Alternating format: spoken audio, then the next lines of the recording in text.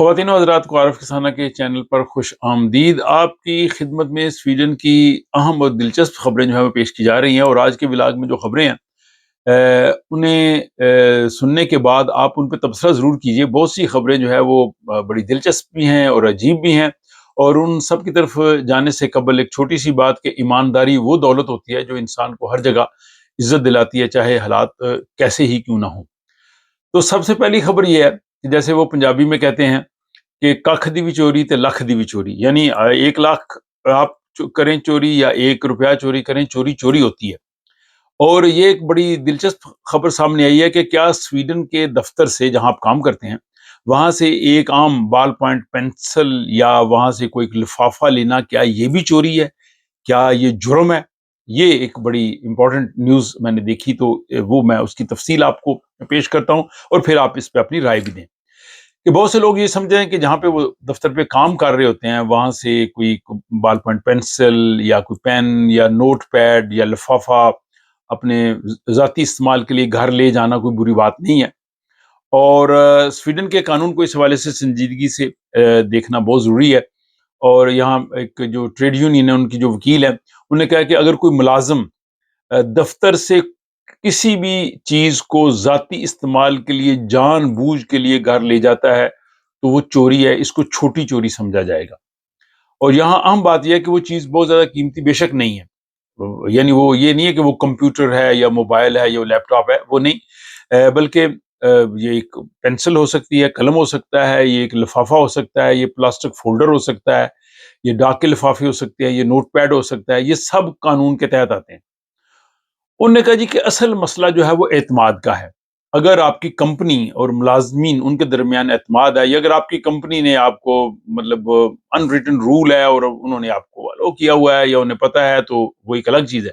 لیکن اگر کوئی ملازم جان بوجھ کے یہ ایسی چیزیں لے جائے تو یہ جو ہے وہ اپنی نوکری کو خطرے میں ڈالنا ہے۔ اسی طرح بہت سے لوگ جو باقی کام کرتے ہیں، جیسے صفائی کا کام کرتے ہیں، وہاں پہ جیسے ٹیشو پیپرز ہوتے ہیں یا باقی وہ صفائی کی چیزیں ہوتی ہیں یا اور ہوتی ہیں، وہ تو اس سے بھی بڑی نوعیت کی چیزیں ہیں، وہ تو یقیناً اس زمرے میں آئیں گی، لیکن یہ چیزیں تو چھوٹی نوعیت کی ہیں۔ تو یہاں پہ ایک اہم قانونی نقطہ بھی ہے کہ اگر کوئی شخص جو ہے وہ چوری کا ارادہ نہیں رکھتا تو پھر صورتحال مختلف ہو سکتی ہے۔ اس حوالے سے بڑی ایک دلچسپ صورتحال 2006 میں سامنے آئی تھی کہ یہاں پہ کچھ لوگ کسی کمپنی میں کام کرتے تھے، تو 3 کمپنی کے ملازمین نے کمپنی کا جو سٹور روم تھا اس سے چاکلیٹ لے کے، جو بریک روم تھا جہاں پہ وہ ریسٹ کرتے، وہاں پہ انہوں نے رکھ لی تھی۔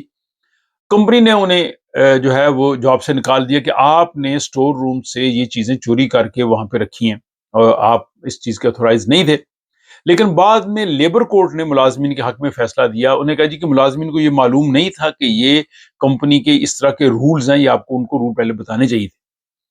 تو اس ساری نیوز سے ایک اہم سبق ملتا ہے کہ بعض اوقات چھوٹی سی چیز بھی قانونی مسئلہ بن سکتی ہے، لیکن اگر اصولوں کو سنجیدگی سے لیا جائے تو پھر پرابلم نہیں ہے۔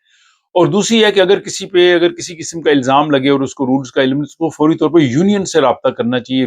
یونین ایسے معاملات میں آپ کی بڑی ہیلپ کرتی ہے۔ بہرحال یہ جو معاملہ ہے کہ یہ چھوٹی موٹی جو چیز وہاں سے لینا، آپ کے خیال میں کیا یہ بھی چوری کے زمرے میں آتا ہے، یا آپ سمجھتے ہیں کہ جو ملازمین وہاں پہ ہوتے ہیں ان کا حق ہے؟ آپ اپنی رائے کمنٹ باکس میں ضرور لکھیے گا۔ دوسری خبر بھی بڑی امپورٹنٹ ہے، وہ بھی چوری کے حوالے سے ہے، اور وہ یہ ہے کہ سویڈن میں ایک 25 ٹن وزنی بلڈوزر چوری ہو گیا، اور پولیس جو ہے وہ لوگوں سے کہہ رہی ہے کہ ہمیں بتائیں کہ وہ کدھر گیا۔ یہ ایک بڑی حیران کن خبر ہے۔ سویڈن کے شہر لن شاپنگ میں گاڑیوں کا جہاں ایک ڈپو ہے، وہاں پہ ایک 25 ٹن وزنی بلڈوزر ہے، چھوٹی موٹی چیز نہیں ہے، اور اس کی قیمت تقریباً 5 لاکھ سویڈش کرون ہے، ٹھیک ہے۔ اور وہ جناب وہاں سے چوری ہو گئی ہے، یہ پچھلا جو ویک تھا اس منگل اور جمعرات کے درمیان کسی وقت۔ اور آخر سوال یہ پیدا ہوتا ہے کہ اتنی بڑی چیز کیسے چوری ہوئی، کیسے وہاں سے نکلی؟ اب پولیس مقامی لوگوں سے انفارمیشن مانگ رہی ہے۔ اس سے پہلے بھی جہاں پہ جو کنسٹرکشن کی جو مشینری ہوتی ہے، تعمیراتی چیزوں کی، وہ کافی چوری ہوتی ہے، اور وہ مشینیں جو ہیں وہ سویڈن سے پھر دوسرے ملکوں میں، یورپی ملکوں میں منتقل کر دی جاتی ہیں یا ان کے پارٹس بیچ دیے جاتے ہیں۔ بہرحال پولیس نے مقدمہ درج کیا ہے، وہ اس کی جو ہے وہ سراغ لگا رہی ہے، تو یہ بھی ایک بڑی دلچسپ جو ہے وہ خبر ہے۔ اور تیسری خبر بھی چوری کے حوالے سے، وہ بھی بڑی دلچسپ ہے کہ ایک پولیس اسٹیشن کے اندر سے ضبط شدہ مال جو ہے وہ غائب ہو گیا. مطلب جیسے ایشیائی ملکوں میں، انڈیا، پاکستان، بنگلہ دیش میں تو خبریں آپ نے سنی ہوگی کہ پولیس نے کسی سے رقم ضبط کی اور اس کے بعد پتہ ہی نہیں چلا کہاں گئی. تو یہاں بھی ایسا ہوا ہے.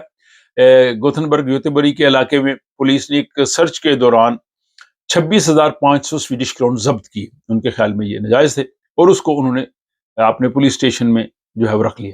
اس کے بعد وہ پولیس اسٹیشن سے غائب ہو گئے، پتہ نہیں وہ کہاں گئے. اور اب وہ پولیس اسی تھانے کی چیک کر رہی ہے کہ وہ کون اس کا ذمہ دار تھا، کس مرحلے پہ غائب ہوئے.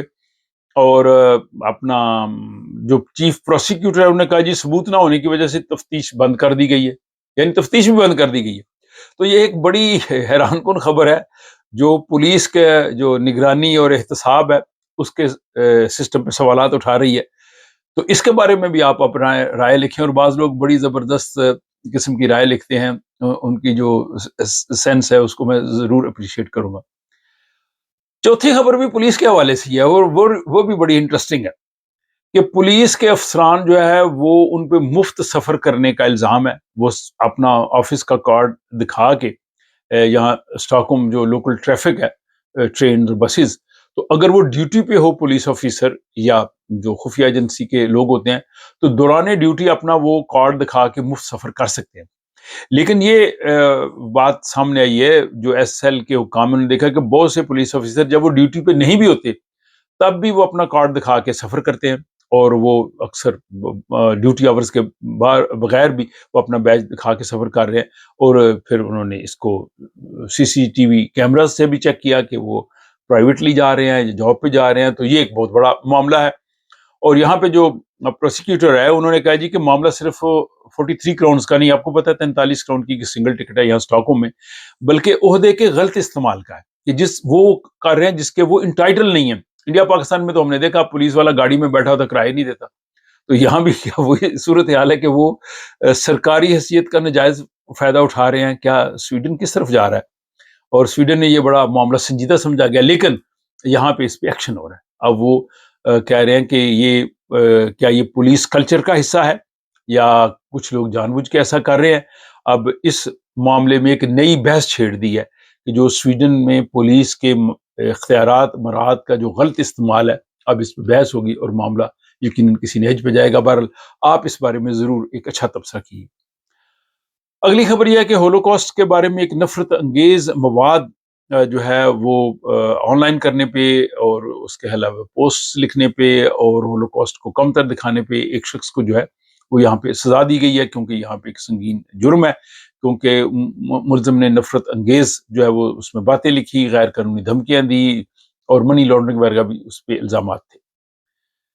اس کے بعد جناب یہ چھٹی خبر یہ ہے کہ سویڈن میں اگر آپ کام پہ آپ زخمی ہو جائیں یا آپ کو چوٹ لگے تو آپ کا اس کا معاوضہ بھی ملتا ہے. تو اب ہم دیکھتے ہیں کہ کن پیشوں میں چوٹ کا معاوضہ جو ہے وہ زیادہ ملتا ہے.